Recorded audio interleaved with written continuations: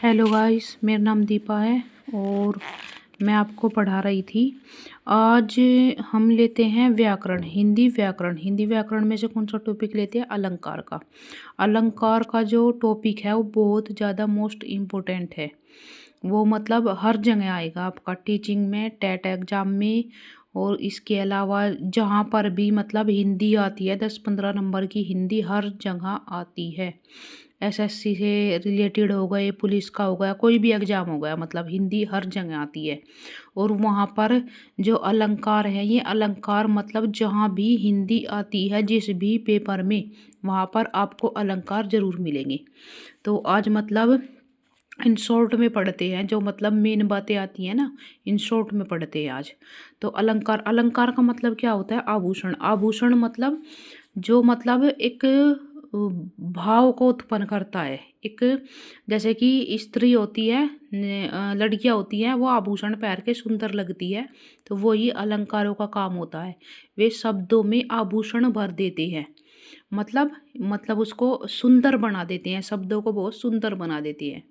यही इस मतलब अलंकार का अर्थ है। एक आभूषण या गहना, किसी भी तरह से आप कह सकते हैं, शब्दों में एक रस भर देते हैं ये अलंकार। तो अलंकार कितने प्रकार के होते हैं? अलंकार देखते हैं हम। अलंकार जो होते हैं ये होते हैं 3 प्रकार के: शब्द अलंकार, अर्थ अलंकार और उभय अलंकार।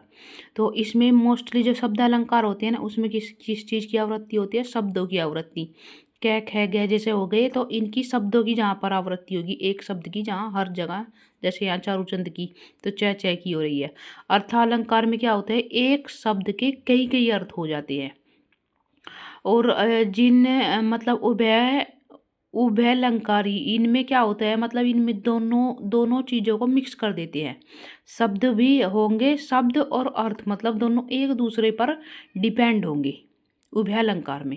तो हम मेनली पढ़ लेते हैं हम अलंकार। अलंकार क्या होता है? अनुप्रास। अनुप्रास अलंकार में क्या होता है? यहाँ पर व्यंजन वर्णों की बार बार आवृत्ति होती है अनुप्रास अलंकार में। मतलब अब इसको हम मतलब किस चीज़ से पढ़ेंगे? इसको हम पढ़ेंगे उदाहरण से। तो व्यंजन वर्णों की आवृत्ति मतलब जैसे यहाँ पर है तरनी, तनुजा, तट, तमाल, तरोवर, बहुछाई। तो यहाँ किस वर्ड की आवृत्ति हो रही है? तय की। तय तय तय तय, तो तय की आवृत्ति हो रही है। तो क्या हो जाएगा यहाँ पर? अनुप्रास अलंकार हो जाएगा। अनुप्रास अलंकार में मतलब मोस्टली यही है कि व्यंजन वर्णों की आवृत्ति बार बार होती है। देन इसके बाद देख लेते हैं हम यमक अलंकार। तो यमक अलंकार में क्या होता है? एक शब्द क्या होता है? वो एक ही शब्द एक से अधिक बार आता है, और जितनी बार भी आता है ना, उसका मतलब अलग अलग अर्थ निकल कर आता है। एक शब्द होता है, एक शब्द कई बार प्रयुक्त होगा, और कई बार प्रयुक्त होने के बाद में उसका मतलब मीनिंग भी अलग हो जाएगा अकॉर्डिंग टू सेंटेंस। जैसे कि यहाँ पर है, कनक कनकते सोगुनी मादकता अधिकाय, वही खाए बोराए इतनी ही पाए बोराई। तो इसमें मतलब कनक का अर्थ, एक कनक का अर्थ हो गया, 2 बार कनक कनक का रहा है, तो एक कनक का अर्थ क्या हो गया? सोना। और एक कनक का अर्थ क्या हो गया? ये हो जाता है, इसमें इसको लेते हैं जैसे मादकता अधिकाई। इसमें एक कनक का अर्थ तो हो जाता है सोना, चमक के इस अकॉर्डिंग। और दूसरे कनक का जो अर्थ हो जाता है वो हो जाता है धतूरा। मतलब उसको भी खाकर, सोने को पाकर भी व्यक्ति क्या होता है पागल हो जाता है।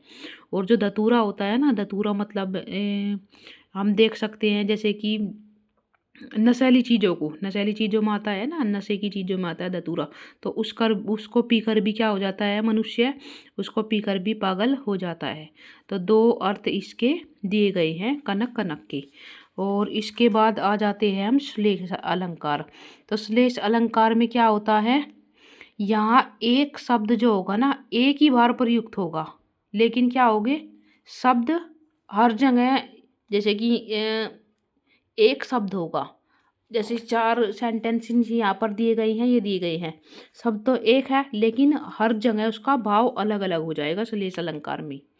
ये रहा यहाँ एक शब्द के एक ही बार प्रयुक्त होने पर 2 अर्थ निकले, 2 अर्थ नहीं होते, इसके भिन्न भिन्न अर्थ निकल जाते हैं श्लेष अलंकार में। तो इसका अच्छा सा देख लेते हैं। उदाहरण। तो इसका अच्छा सा उदाहरण क्या है? रहीमन, ये रही।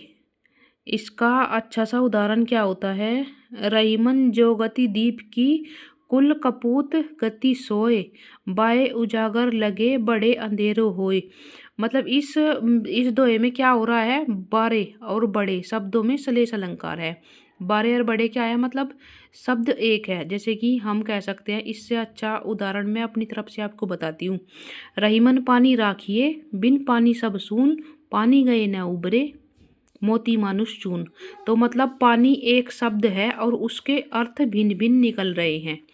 रहीमन पानी राखिए, बिन पानी सब सून, पानी गए न उबरे, मोती मानुष चून। तो हर जगह चून, मोती मानुष चून, तीन अर्थ हैं पानी के।